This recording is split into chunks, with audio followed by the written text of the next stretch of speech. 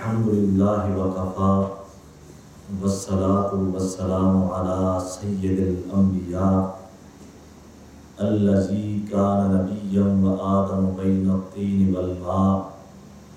وعلی عبادہ الذین اصطفیٰ اما بعد فاعوذ باللہ من الشیطان الرجیم بسم اللہ الرحمن الرحیم یا ایہا الذین آمنوا اطیعوا اللہ واطیعوا الرسول ولا تبطلوا اعمالکم صدق اللہ العظیم۔ اللہ رب العزت کا شکر ہے جس کی توفیق سے ہفتہ وار سلسلہ درس قرآن و حدیث میں ہم سب احباب پیر طریقت، راہبر شریعت، فیض یاب حضور ضیاء الامت صاحبزادہ پیر سید میر حسین شاہ صاحب چشتی نظامی، خلیفہ مجاز آستانہ عالیہ بھیرا شریف، آپ کی سرپرستی میں مسجد بیت الکرم میں حاضر ہیں۔ دعا ہے اللہ رب العزت ہم سب کی حاضری کو شرف قبولیت عطا فرمائے۔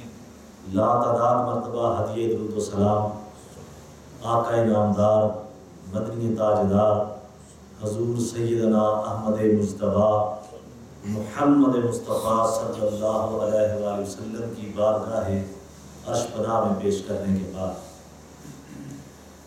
ہمارا گفتگو کا سلسلہ نبی اکرم صلی اللہ علیہ وآلہ وسلم کی اطاعت کی حجیت اور حدیث رسول صلی اللہ علیہ وآلہ وسلم کی حجیت یعنی کہ امپورٹنس کے اوپر جاری ہے۔ یہ مضمون اس لیے شروع کیا کہ جب ہم اس کا ذکر کرتے ہیں تو اس میں بے شمار مضامین آٹومیٹک اس میں ایڈ ہوتے چلے جاتے ہیں، تو حدیث پاک کا ریفرنس آ جاتا ہے، آقا علیہ السلام کی جو دوسری انفرادیت ہے اس کا بھی ذکر ساتھ ساتھ ہوتا چلتا رہتا ہے۔ جیسا کہ ابھی آج ہی ہمارا ایک سامنے کھل کے بات آئی کہ ہمارے بھائی اشرف صاحب کسی شخص سے کہہ رہے تھے کہ تم مسجد میں آتے ہو اور جب مسجد میں لوگ احباب سامنے بیٹھے ہوں تو ان کو آگے السلام علیکم کہنا چاہیے، تو اس شخص کا جواب آگے سے یہ تھا کہ یہ کوئی فرض تو نہیں سلام ہے، کہ یہ تو سنت ہے، اور ساتھ بتا رہا ہے کہ یہ سنت ہے تو میں سنت نہیں مانتا، میں نہیں پوری کرتا، فرض ہو تو میں پورا کرتا ہوں۔ تو میں نے جناب اشرف صاحب کو کہا کہ آپ اس سے یہ کہتے ہیں کہ یہ جو تم قرآن پڑھ رہے ہو یہ فرض ہے پڑھنا یا سنت ہے؟ کہ اگر قرآن پڑھنا سنت ہے یہ سنت تو پوری کر رہے ہو، اور السلام علیکم کہنا جس کے اوپر نبی کریم صلی اللہ علیہ وآلہ وسلم نے اتنی تاکید فرمائی۔ بعض احباب ایسے ہوتا ہے کہ آج کل چونکہ الیکٹرانک جو دور ہے اس میں یہ ہوتا ہے کہ ایک دفعہ کسی سے فون پہ بات کی تو کہا السلام علیکم جناب کیا حال ہے، خیریت ہے، آ رہے ہیں، جی میں آ رہا ہوں، فون بند کر دیا، پھر کوئی اسی لمحہ دوسری بات یاد آ گئی، پھر دوبارہ کال ملائی، پھر کہا السلام علیکم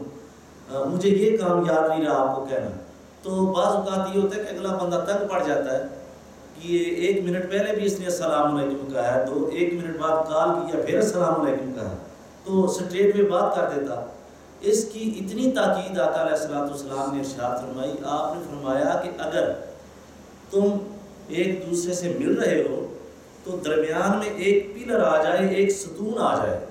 اور صرف اتنا فاصلہ ہو اور اتنی تاخیر اور دیر لگے کہ اس ستون سے اس پلر سے پلٹ کے دوبارہ اپنے اسی مسلمان بھائی سے ملو تو پھر السلام علیکم، یعنی اتنی تاکید آقا علیہ السلام نے فرمائی۔ تو وہ شخص کہہ رہا تھا یہ تو سنت ہے اور سنت میں نہیں پوری کرتا، اس میں کیا حرج ہے؟ تو یہاں تک ہمارے ایمان کی گراوٹ کا یہ عالم ہے کہ نبی کریم صلی اللہ علیہ وآلہ وسلم کی سنت کو ہم حجت نہیں سمجھتے، آپ کی اطاعت کو ہم حجت نہیں سمجھتے، اور آپ صلی اللہ علیہ وآلہ وسلم کے فرمان ذیشان کو ہم اپنے لیے حجت نہیں سمجھتے۔ اسی سلسلہ میں ہم نے یہ مضمون شروع کیا ہے تاکہ ہمیں یہ پتہ چلے کہ سنت آقا علیہ السلام کی اور آپ کی اطاعت کی حجیت امپورٹنس ہمارے لیے کتنی اہم ہے، جس کے بغیر دین کا کوئی تصور ہمارے سامنے کھل کر سامنے نہیں آتا۔ آج جو آیت کریمہ میں نے تلاوت کی وہ سورہ محمد قرآن پاک کی سورہ ہے. اس میں اللہ رب العزت ارشاد فرماتے ہیں یا ایھا الذین آمنوا اطیعوا اللہ واطیعوا الرسول ولا تبطلوا اعمالکم. اللہ رب العزت نے ارشاد فرمایا کہ اے ایمان والو اللہ اور اس کے رسول کی اطاعت کرو اور اپنے ایمان کو باطل مت کرو، اپنے ایمان کو ضائع مت کرو. اب دیکھنا یہ ہے کہ ایمان جو اعمال ہیں وہ باطل فقط اور فقط کفر کی صورت میں ہوتے ہیں. یعنی کہ جملہ اعمال جتنے بھی اعمال ہم نے کیے وہ سارے کے سارے یک لخت باطل ہو جائیں اور ان کا کوئی وجود باقی نہ رہے. یہ اس وقت اس کا امپلیمنٹیشن اس کی اس وقت ہوتی ہے جب کفر لازم آ جائے. جب ایمان کی رتی بھی بندے کے اندر موجود ہو تو اس کے سارے اعمال ضائع نہیں ہوتے. یعنی کہ کسی وجہ سے کوئی عمل ضائع ہو گیا، سارے اعمال فقط ایک صورت میں ضائع ہوتے ہیں کہ بندہ کفر کی طرف چلا جائے. تو اس سے پہلے یہ بات اللہ رب العزت نے جب ارشاد فرمائی کہ اپنے اعمال کو باطل نہ کرو، اس سے پہلے ایک بات کہی کہ اطیعوا اللہ واطیعوا الرسول، کہ اللہ کی اطاعت کرو اور رسول صلی اللہ علیہ وآلہ وسلم کی اطاعت کرو. یعنی کہ رسول اللہ صلی اللہ علیہ وآلہ وسلم کی اطاعت یہ صرف عمل نہیں، یہ صرف ایک فعل نہیں. رسول اکرم صلی اللہ علیہ وآلہ وسلم کی اطاعت ایمان ہے. اور جب اس اطاعت سے آپ روگردانی کریں گے تو پھر اللہ رب العزت نے فرمایا کہ اعمال باطل ہو جائیں گے، سارے اعمال ضائع ہو جائیں گے. اس کا ذکر وقتاً فوقتاً آپ کے سامنے میں سورہ الحجرات کی صورت میں بھی کرتا رہتا ہوں کہ 26ویں سپارے میں جیسے اللہ رب العزت نے ارشاد فرمایا ان تحبط اعمالکم وانتم لا تشعرون، کہ اگر تم نے بے ادبی کی وجہ سے میرے رسول صلی اللہ علیہ وآلہ وسلم کی آواز سے اپنی آواز کو اونچا کیا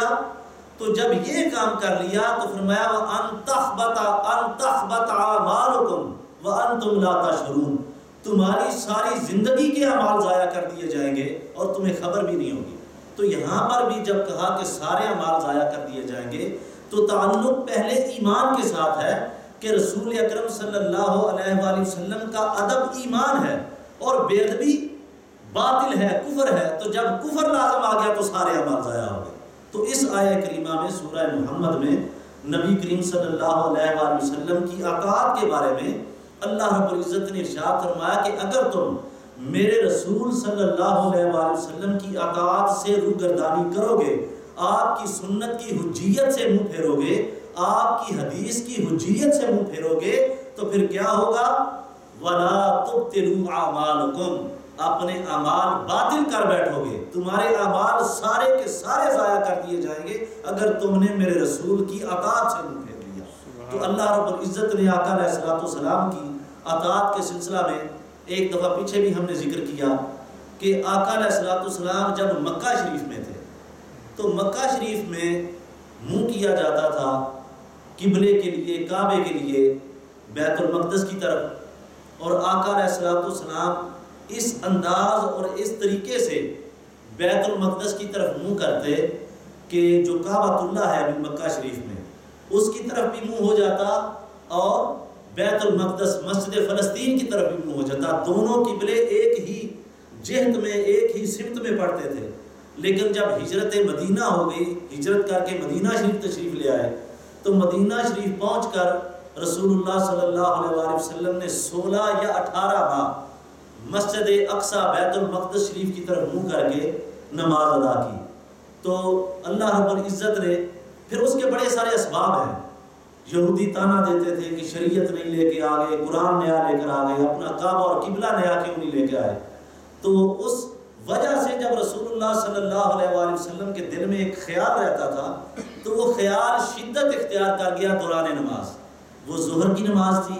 یا عصر کی نماز تھی. کچھ روایات میں آتا ہے کہ ظہر کی نماز ادا فرما رہے تھے، کچھ روایات میں آتا ہے کہ عصر کی نماز ادا فرما رہے تھے. اب وہاں پہ بالکل جو صورتحال ہے وہ اپوزٹ بنتی تھی کہ اگر رخ کیا ہوا ہے بیت المقدس کی طرف تو جو قبلہ ہے کعبہ شریف مکہ شریف والا وہ بیک سائڈ پہ آتا، بالکل اپوزٹ سائڈ پہ. اب اس طرف رخ کر کے نماز پڑھ رہے ہیں اور وہ خواہش تحویل کعبہ اور قبلہ کی شدت جب اختیار کر گئی اور دوران نماز آسمان کی طرف دیکھا تو اللہ رب العزت نے قرآن نازل فرمایا قد نرا تقلب وجهك في السماء فلنولینک قبلۃ ترضاها۔ اے میرے حبیب تیرا مکھڑا نماز کے دوران بار بار آسمان کی طرف اٹھنا ہم دیکھ رہے ہیں، ابھی ہی اپنا رخ ادھر کر لو، ہم اسی کو کعبہ بنا دیں گے محبوب جس کے اوپر تو راضی ہو۔ سبحان اللہ۔ یعنی کہ اگر قبلہ بھی بدلنا ہے ترضاها کسی اور مقصد کے لیے نہیں، اس کے پیچھے کوئی اور راز چھپا نہیں، اللہ رب العزت نے اس راز کو قرآن میں بیان فرمایا کہ میرے حبیب اگر میں قبلہ بھی بدل رہا ہوں ترضاها تیری خوشی کی خاطر بدل رہا ہوں تاکہ تو راضی ہو جائے۔ اسی کے بارے میں ایک دوسرے مقام پر اللہ رب العزت نے ارشاد فرمایا وَلَسَوْفَ يُعْطِيكَ رَبُّكَ فَتَرْضَاهَا۔ اللہ رب العزت ارشاد فرماتے ہیں کہ حبیب ان قریب آپ کا رب آپ کو اتنا عطا کرے گا۔ اب اس عطا کے پیچھے ریزن کیا ہے؟ ریزن کیا ہے؟ ان ترضاها کہ محبوب تو راضی ہو جائے، میں تجھے راضی کرنے کے لیے تجھے عطا کروں گا۔ اور حدیث قدسی شریف ہے، رحمت عالم صلی اللہ علیہ وآلہ وسلم نے ارشاد فرمایا کلہم یطلبون رضائی، اللہ رب العزت فرما رہا ہے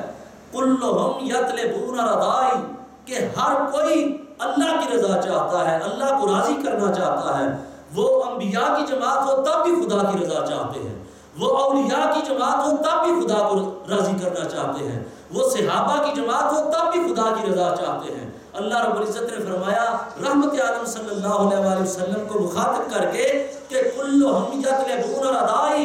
ہر کوئی میری رضا چاہتا ہے، وَأَنَا أَطْلُبُ رَضَاكَ يَا محمد، لیکن اے محمد مصطفیٰ میں خدا ہو کر تجھے راضی کرنا چاہتا ہوں۔ یعنی کہ رسول اللہ صلی اللہ علیہ وآلہ وسلم کی رضا کی خاطر قبلے تبدیل ہو رہے ہیں، کعبے کو بدلا جا رہا ہے۔ اور اس میں جو خاص بات عرض کرنا چاہتا ہوں آج وہ یہ ہے کہ اللہ رب العزت نے ارشاد فرمایا مَن يَتَّبِعُ الرَّسُولَ مِمَّن يَنقَلِبُ عَلَىٰ عَقِبَيْهِ۔ اللہ رب العزت ارشاد فرماتے ہیں کہ یہ جو ہم نے قبلہ بدل دیا اپنے محبوب کی مرضی کے اوپر، کس لیے بدلا؟ کہ ہم دیکھیں کہ کون ہمارے رسول کی پیروی کرتا ہے اور کون الٹے پاؤں پھر جاتا ہے، کہ ہم دیکھ لیں کہ کون اس رسول کی پیروی کرتا ہے۔ اب نماز ہو رہی ہے، رحمت عالم صلی اللہ علیہ وآلہ وسلم بیت المقدس شریف کی طرف منہ فرما کے امامت فرما رہے ہیں، صحابہ قطار اندر قطار پیچھے کھڑے ہیں۔ جب یہ حکم آتا ہے کہ آپ اپنا قبلہ جہاں آپ کی مرضی ہے بدل لیں، منہ کر لیں، اب تصور کریں کہ اب صورتحال کیا ہے۔ رسول اللہ صلی اللہ علیہ وآلہ وسلم نماز کی طرف جو رخ ہے کعبے کی طرف، بیت المقدس کی طرف، مسجد اقصیٰ کی طرف، وہاں سے اپنا رخ موڑتے ہیں اور صفوں کو چیرتے ہوئے، صفیں اس طرف ہے منہ اس طرف ہے، اس کو چیرتے ہوئے اس طرف منہ کر کے جو مکہ شریف والا کعبہ ہے بیت اللہ شریف اس طرف منہ کر لیتے ہیں اور اس طرف منہ کر کے نماز پڑھنا شروع کر دی ہے۔ اب جو صحابہ آپ کے پیچھے کھڑے ہیں ان کے لیے کوئی لمبا چوڑا وقت نہیں ہے، ان کے لیے فیصلہ کرنے کے لیے فقط ایک لمحہ، وہ لمحہ کیا ہے؟ یا تو وہ یہ فیصلہ کر لیں کہ ابھی ہمیں حکم نہیں ملا، ہو سکتا ہے یہ عمل رسول اللہ صلی اللہ علیہ وآلہ وسلم کے لیے خاص ہو، کچھ عمل انبیاء کے لیے خاص ہوتے ہیں وہ امت کے لیے نہیں ہوتے، تو خاص ہیں تو عمل کی سمجھ نہیں، ہمیں حکم بھی نہیں ملا، تو ایک تو یہ ہے کہ ہم اسی طریقے سے اپنی نماز پوری کریں، نماز ختم کر کے آقا علیہ الصلوۃ والسلام سے سوال کر لیں گے کہ آئندہ ہم نے کس طرف منہ کر کے نماز پڑھنی ہے۔ اگر رسول اللہ صلی اللہ علیہ وآلہ وسلم نے فرمایا کہ آئندہ سے ہم قبلہ مکے کی طرف کریں گے، بیت اللہ کی طرف، تو اس طرف کر لیں گے، ایک تو یہ آپشن تھی، اور دوسری آپشن یہ تھی کہ کوئی انتظار نہ کیا جائے، اسی وقت ایٹ دا اسپاٹ، اسی لمحہ اپنے رخ جو ہے آقا علیہ الصلوۃ والسلام کے پیچھے بغیر کسی حکم کا انتظار کیے ہوئے ان کے طرف موڑ لیں اور حضور کی اقتداء اور آقا علیہ الصلوۃ والسلام کی اطاعت کے پیچھے کھڑے ہو جائیں بغیر کسی حیل و حجت کے۔ جب صحابہ اکرام رضوان اللہ علیہ مجمعین نے فیصلہ یہ کیا کہ ہم تو کعبے کو سمجھتے کیا، کعبے کا تعارف ہم سے کس نے کروایا ہے، کعبہ تو ہمارے لیے یہ سمتیں اور یہ جہت اور یہ جتنے بھی اطراف و اکناف ہیں یہ ہمارے لیے کوئی اہمیت نہیں رکھتے، ہمیں تو کعبے کا کعبہ ہونا بھی مصطفیٰ نے بتایا ہے، ہمیں خدا کا خدا ہونا بھی مصطفیٰ نے بتایا ہے، ہمیں فرشتوں کا فرشتے ہونا بھی مصطفیٰ نے بتایا ہے، ہمیں جنت کا جنت ہونا مصطفیٰ نے بتایا، دوزخ کا دوزخ ہونا مصطفیٰ نے بتایا، کہا کہ جنت ہے، ہم نے کہا جی حضور جنت ہے، فرمایا کہ دوزخ ہے، ہم نے یقین کر لیا کہ دوزخ ہے۔ جب آپ نے فرمایا کہ فرشتے ہیں، ہم نے ایمان لے آئے کہ فرشتے ہیں۔ آپ نے فرمایا کہ اللہ ہے، نہ ایک ہے نہ دو ہے نہ چار ہے، وہ ایک ہے، ہم نے آپ کے کہنے پہ یقین کر لیا کہ ایک ہے۔ اب کعبہ تو بڑی معمولی سی بات ہے، اب جب رسول اللہ صلی اللہ علیہ وآلہ وسلم نے رخ پھیر کے قبلے کی طرف بیت اللہ مکہ شریف کی طرف کر لیا تو صحابہ نے اسی ایک لمحے میں اطاعت رسول کا فیصلہ کیا کہ ہمارے لیے حجت اور سنت اور امپورٹنس اطاعت رسول کی ہے، اور قبلے کی سمت کو چھوڑ کر حضور کی طرف اپنا منہ پھیر لیا۔ یعنی کہ اصل میں انہوں نے اپنا منہ حضور کی طرف پھیرا، انہیں تو پتہ ہی نہیں تھا کہ یہ قبلہ بن گیا۔ یہ بڑی خاص بات ہے کہ صحابہ دوران نماز منہ پھیر رہے ہیں نا، انہیں تو پتہ ہی نہیں کہ حکم کیا آیا، انہیں تو علم ہی نہیں کہ ہمارا کعبہ بدل کے مکہ شریف والا قبلہ بن گیا ہے، اب وہ ہمارا قبلہ ہے بیت اللہ خانہ کعبہ، انہیں کوئی علم نہیں، چونکہ وہی رسول اللہ صلی اللہ علیہ وآلہ وسلم پر دوران نماز شامل ہوئی ہے۔ یہ آج کی جو لیکچر ہے اس کی یہ سب سے امپورٹنٹ بات ہے، آپ توجہ فرمائیں کہ وہی نازل ہوئی ہے دوران نماز، آقا علیہ الصلوۃ والسلام نماز پڑھ رہے ہیں۔ اب صحابہ کو کوئی علم نہیں کہ کیا حکم نازل ہوا ہے، اب کعبہ ہمارا بدلا جا چکا ہے یا نہیں بدلا جا چکا۔ اب اگر آقا علیہ الصلوۃ والسلام منہ پھیر کے قبلے کعبے کی طرف کر رہے ہیں مکہ شریف والے، اور صحابہ بھی منہ پھیر کے ادھر کر رہے ہیں، تو صحابہ نے منہ قبلے کی طرف نہیں کیا، صحابہ نے ادائے مصطفیٰ کی طرف کیا۔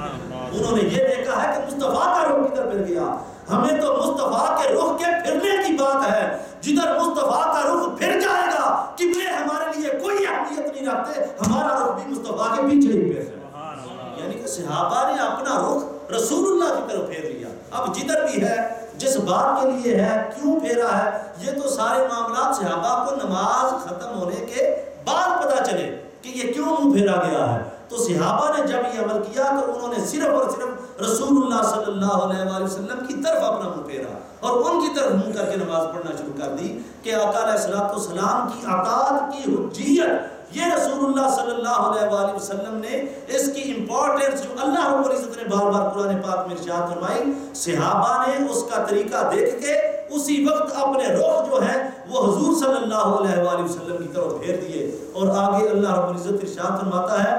ان کانت لکبیرۃ الا علی الذین ھدی اللہ، بے شک قبلے کا بدلنا یہ بہت بڑی آزمائش تھی، یہ بہت بڑا بھاری عمل تھا، مگر ان کے لیے نہیں تھا جن کو اللہ رب العزت نے ہدایت عطا فرمائی۔ اب دوران نماز قبلے کا بدل جانا اللہ رب العزت خود فرما رہا ہے کہ ایک لمحہ تھا، دو آپشن تھی صحابہ کرام کے پاس، یا تو وہ یہ تھا کہ انتظار کرتے رہتے، نماز کے بعد حکم پوچھتے، اور یا اسی لمحہ اپنا رخ پھیر دیتے، اور انہوں نے رخ پھیر دیا۔ اب اللہ رب العزت ارشاد فرماتے ہیں سورہ بقرہ میں کہ یہ ان کے لیے بہت بھاری عمل تھا کہ ہم کیا کریں، لیکن ان کے لیے بھاری نہیں تھا جنہیں اللہ رب العزت نے ہدایت عطا فرمائی۔ یعنی کہ ہدایت بھی اللہ رب العزت فرما رہا ہے کہ ہدایت بھی اطاعت مصطفیٰ ہے، اور رخ مصطفیٰ کی طرف اپنا رخ پھیر لینا جو یہ عمل کرتے ہیں اللہ رب العزت ارشاد فرماتا ہے وہ ہدایت کے اوپر ہے۔ جیسے نماز میں ہم کرتے ہیں اہدنا الصراط المستقیم، دوران نماز پڑھ رہے ہیں پھر بھی ہدایت کی دعا کر رہے ہیں کہ اس سے بڑا عمل ہدایت اور کیا ہو سکتا ہے کہ نماز کے اندر کھڑے ہیں اور کہہ رہے ہیں اہدنا الصراط المستقیم، بے شک ہم نماز میں کھڑے ہیں، یا اللہ پھر بھی ہمیں ہدایت عطا فرما، ہمیں سیدھا رستہ عطا فرما، صراط الذین انعمت علیہم، یا رب العالمین ہمیں ان لوگوں کا رستہ دکھا جن کے اوپر تو نے اپنا انعام فرمایا۔ اب انعام جن کے اوپر فرمایا ہے، پھر قرآن کی طرف آ جائیے، اللہ رب العزت ارشاد فرماتے ہیں انعم اللہ من النبیین والصدیقین والشہداء والصالحین، کہ اللہ رب العزت نے نبیوں کے اوپر انعام فرمایا ہے، اللہ رب العزت نے صدیقین کے اوپر انعام فرمایا ہے، اللہ رب العزت نے شہداء کے اوپر انعام فرمایا ہے، اور اللہ رب العزت نے صالحین کے اوپر انعام فرمایا ہے۔ یعنی کہ رسول اللہ صلی اللہ علیہ وآلہ وسلم کی اطاعت یہی ہدایت ہے، اور آقا علیہ الصلوۃ والسلام کی اطاعت کو اللہ رب العزت ارشاد فرما رہے ہیں کہ جو لوگ ہدایت یافتہ ہیں انہوں نے یہ نہیں سوچا کہ ہم اپنا رخ کدھر کریں، انہوں نے رخ مصطفیٰ کی طرف حضور کی اطاعت میں اپنے رخ بیت المقدس سے ہٹا کر مصطفیٰ کی طرف کر دیا۔ یعنی کہ اطاعت مصطفیٰ صلی اللہ علیہ وآلہ وسلم کی حجیت کو اتنا بڑا اللہ رب العزت نے فرمایا، اور آگے ارشاد فرمایا وما کان اللہ لیضیع ایمانکم، اللہ رب العزت کی یہ شان نہیں کہ تمہارے ایمان ایسے ہی ضائع کر دے، کہ یعنی اگر تم میرے نبی صلی اللہ علیہ وآلہ وسلم کی اطاعت نہ کرتے، اپنا رخ حضور کی اطاعت میں نہ پھیرتے، تو میں تمہارے ایمان ضائع کر دیتا۔ لیکن اللہ کی یہ شان نہیں کہ اتنی جلدی تمہارے ایمان ضائع کرے، اس لیے اللہ رب العزت نے تمہیں ہدایت عطا فرما دی کہ اگر اطاعت مصطفیٰ کی طرف جڑے رہو گے تو تم ہدایت یافتہ طبقے میں شامل رہو۔ اسی سلسلے کی ایک اور آیت سورہ النساء کی آیت نمبر 64، اس میں اللہ رب العزت ارشاد فرماتے ہیں وَمَا أَرْسَلْنَا مِن رَسُولٍ إِلَّا لِيُطَاعَ بِإِذْنِ اللَّهِ، اللہ رب العزت ارشاد فرماتے ہیں کہ ہم نے رسولوں میں سے کوئی رسول بھی نہیں پیدا کیا صرف اس لیے مگر اس لیے کہ اس کی اطاعت کی جائے۔ یعنی کہ آپ دیکھیں کہ جتنے بھی رسول آئے ہیں اللہ رب العزت فرما رہے ہیں کہ میں نے جتنے بھی رسول پیدا فرمائے ان کا مقصد یہ ہے کہ ان سارے رسولوں کی اطاعت کی جائے۔ یعنی کہ جب سارے رسولوں کی اطاعت کا عمومی حکم اللہ رب العزت ارشاد فرما رہا ہے تو خصوصی حکم رحمت عالم صلی اللہ علیہ وآلہ وسلم کی اطاعت کا اللہ رب العزت نے سورہ النساء کی آیت نمبر 80 میں پھر اسپیسیفک ارشاد فرما دیا۔ اس کا پہلے بھی ہم ذکر کرتے رہتے ہیں کہ من یطع الرسول فقد اطاع اللہ، کہ جس نے میرے اس حبیب کی اطاعت کی، اس محمد مصطفیٰ کی اطاعت کی، اس نے حقیقت میں اللہ کی اطاعت کی۔ اب ایک اور دلچسپ بات یہ سماعت فرمائیں کہ جب یہ آیت نازل ہوئی من یطع الرسول فقد اطاع اللہ، جس نے میرے رسول کی اطاعت کی، اللہ رب العزت فرما رہا ہے، قرآن ہے، فقد اطاع اللہ، اس نے اللہ کی اطاعت کی۔ اب مدینہ شریف میں ایک رئیس المنافقین تھا جس کا نام تھا عبداللہ ابن ابی، وہ مسلمانوں میں رہتا اور جب کافروں میں جاتا تو جا کے کہتا میں تو مذاق کرتا ہوں مسلمانوں سے، مسلمانوں کے نبی سے، حقیقت میں تو میں تمہاری طرف ہوں۔ یہ اس نے جب یہ آیت نازل ہوئی تو مدینے کے جتنے منافق تھے ان کو اکٹھا کر کے ان کو پتہ کیا کہتا ہے، اب اس کے جملوں کی طرف غور کیجیے۔ وہ کہتا ہے کہ میری بات سنو کہ دیکھو ان محمدن یجعل طاعتہ کطاعت اللہ، کہ محمد نے اپنی اطاعت کو اللہ کی اطاعت کے برابر قرار دیا ہے۔ اب دیکھیے حالانکہ رسول اللہ صلی اللہ علیہ وسلم نے یہ فرمایا ہی نہیں کہ میری اطاعت اللہ کی اطاعت ہے، تو جو ہے کہ رسول اللہ صلی اللہ علیہ وآلہ وسلم کا یہ تو فرمانا تھا ہی نہیں کہ میری اطاعت اللہ کی اطاعت ہے، یہ تو اللہ کا فرمان تھا کہ اللہ کی اطاعت مصطفیٰ کی اطاعت ہے، یہ تو اللہ کا کہنا تھا۔ لیکن اللہ کے اوپر جیسا بھی تھا، جھوٹ سچ تھوڑا بہت ایمان تھا، تو اللہ کے اوپر تو بہتان لگا نہیں سکتا تھا چونکہ بظاہر مسلمان بنا ہوا تھا۔ اگر کہتا کہ اللہ نے یہ کیا کر دیا ہے تو سارے کا سارا جو پردہ جو ہے وہ چاک ہو جاتا اور کھل کے سامنے آ جاتا۔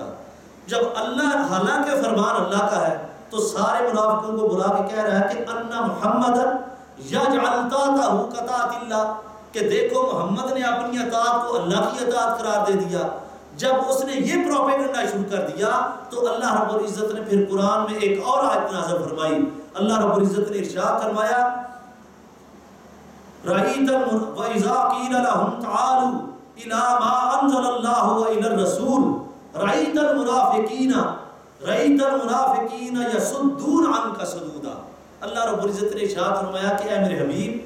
جب انہیں یہ کہا جائے کہ ایمان لاؤ جو نازل کیا اللہ نے اور جو نازل ہوا رسول اللہ صلی اللہ علیہ وآلہ وسلم پر، کہ یعنی انہیں دو دعوتیں دے دو، ایک اللہ کی دعوت دے دو اور ایک رسول کی دعوت دے دو، کہ تمہیں اللہ بھی اپنی طرف بلاتا ہے اور تمہیں رسول بھی اپنی طرف بلاتا ہے۔ رَأَيْتَ الْمُنَافِقِينَ يَصُدُّونَ عَنْكَ صُدُودًا، اللہ رب العزت ارشاد فرماتے ہیں کہ منافقوں کی نشانی یہ ہے کہ وہ آپ کو چھوڑ کر، اے میرے حبیب آپ کی اطاعت کو چھوڑ کر، آپ کی سنت کو چھوڑ کر، آپ کی حدیث کی حجیت کو چھوڑ کر، یصدون عنک صدودا، اے حبیب تجھے چھوڑ کر اللہ کی طرف آئیں گے، اور جو تجھے چھوڑ کر اللہ کی طرف آئے، اللہ رب العزت نے فیصلہ قرآن میں کر دیا ہے کہ اس کا تعلق مسلمانوں سے نہیں، وہ منافقوں کی علامت ہے، کہ یعنی جو رسول کو چھوڑ کے کہے کہ اب دعوتیں دو ملی ہیں، موصول ہوئی ہیں، ایک رسول کی دعوت ہے، ایک اللہ کی دعوت ہے، تو ہم رسول کی دعوت کو چھوڑ کے اللہ کی دعوت کو قبول کرتے ہیں۔ اللہ رب العزت نے قرآن پاک میں ارشاد فرمایا رَأَيْتَ الْمُنَافِقِينَ يَصُدُّونَ عَنْكَ صَدُودًا، اے میرے پیارے حبیب صلی اللہ علیہ وآلہ وسلم، آپ دیکھیں گے کہ جو منافق ہیں وہ آپ کو چھوڑ کر اللہ کی طرف جانا پسند کریں گے، یعنی کہ رسول اللہ صلی اللہ علیہ وآلہ وسلم کی اطاعت سے روگردانی کریں گے، آپ کی حدیث کی حجیت سے روگردانی کریں گے، آپ کی سنت سے روگردانی کریں گے کہ اللہ رب العزت نے رسول اللہ صلی اللہ علیہ وآلہ وسلم کو وہ ماڈل بنا کے بھیجا، کہا کہ یہ جو میرا رسول تمہارے سامنے موجود ہے، جب اس کی اتباع کر لو گے، اس کی اطاعت کر لو گے تو پھر کیا ہوگا؟ جیسے قرآن پاک میں ایک دوسری آیت کریمہ میں اللہ رب العزت نے ارشاد فرمایا کہ یہ جو لوگ ہیں اللہ رب العزت سے محبت کے دعوے دار ہیں، اللہ سے محبت کرنا چاہتے ہیں، قل ان کنتم تحبون اللہ، یہ اللہ سے محبت کرنا چاہتے ہیں، فاتبعونی، اے میرے حبیب یہ تجھ سے محبت کریں، انہیں کہہ دیں کہ میری محبت کرو، میری پیروی میں آ جاؤ، میری اتباع میں آ جاؤ۔ اب اتباع محبت کے بغیر نہیں ہوتی، اتباع پیار کے بغیر نہیں ہوتی، اگر محبت ہو تو اتباع ہوتی ہے۔ کسی کے پیچھے اب دیکھیں مریدین اپنے پیر کی اتباع کرتے ہیں،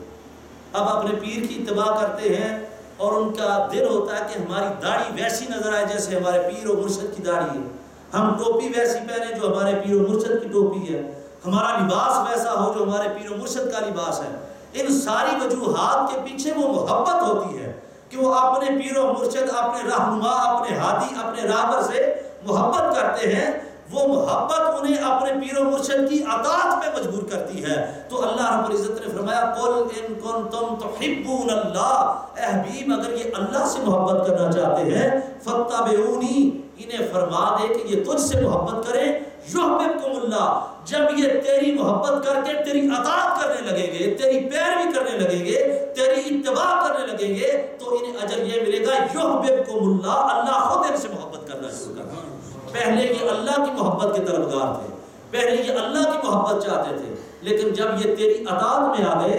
جب تیری اطاعت کو انہوں نے حجیت سمجھ لیا، تیری اطاعت کو اپنے لیے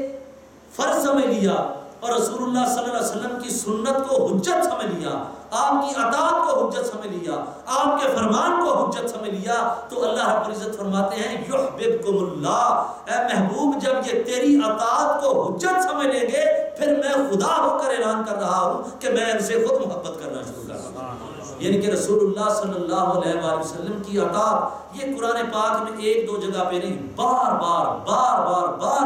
اللہ رب العزت نے رسول اللہ صلی اللہ علیہ وآلہ وسلم کی اطاعت کے اوپر زور دیا، آپ کی سنت کی حجیت کے اوپر زور دیا، آپ کی حدیث کی حجیت کے اوپر زور دیا کہ جو کوئی اللہ کی راہ پکڑنا چاہتا ہے اس کے لیے اطاعت مصطفیٰ ضروری ہے۔ جیسا کہ بڑی تفصیل سے ہم نے آج تحویل قبلہ کا واقعہ دیکھا اور اس میں ایک بات یہ طے ہو گئی کہ صحابہ اکرام نے جو اپنا رخ پھیرا تھا وہ قبلے کی طرف نہیں پھیرا تھا، وہ مصطفیٰ کی اطاعت میں پھیرا تھا۔ چونکہ حضور کا رخ پھر گیا، انہیں یہ کوئی علم نہیں تھا کہ حضور کا رخ کدھر ہے اور آپ نے کیوں کیا ہے، اس کے پیچھے وجہ کیا ہے۔ یہ ساری وجہ نماز ختم ہونے کے بعد معلوم ہوئی، لیکن دوران نماز اگر انہوں نے اپنا رخ پھیر دیا تو اطاعت مصطفیٰ میں پھیر دیا، حجیت مصطفیٰ میں پھیر دیا، سنت مصطفیٰ میں پھیر دیا اور سمجھ لیا کہ اطاعت مصطفیٰ ہی اصل دین ہے۔ اگر اطاعت رسول میں رہیں گے تو یہی من یطع الرسول فقد اطاع اللہ، اطاعت مصطفیٰ ہی ہمیں اطاعت خدا تک لے کر جائے۔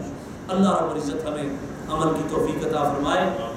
اور دعا سب کے لیے خصوصی طور پر محترم جناب کبیر صاحب کے لیے بھی سب احباب شاہی حضور سے درخواست ہے کہ کیا کریں کہ ہماری یہ نشست جو شروع ہوئی ہے کہ اس کا سبب یہ بنے ہیں شروع کرنے کا، تو اللہ رب العزت نے اجر عظیم عطا فرمائے آپ سب احباب کو بھی، وما علینا الا البلاغ المبین۔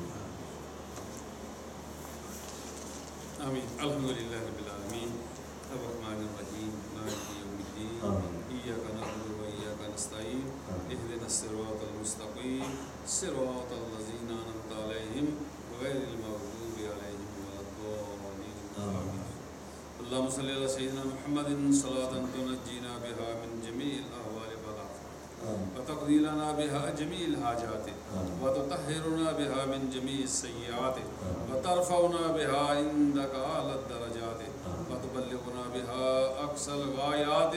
من جميع الخيرات في الحياة وبعد الممات إنك على كل شيء قدير. مالک الملک،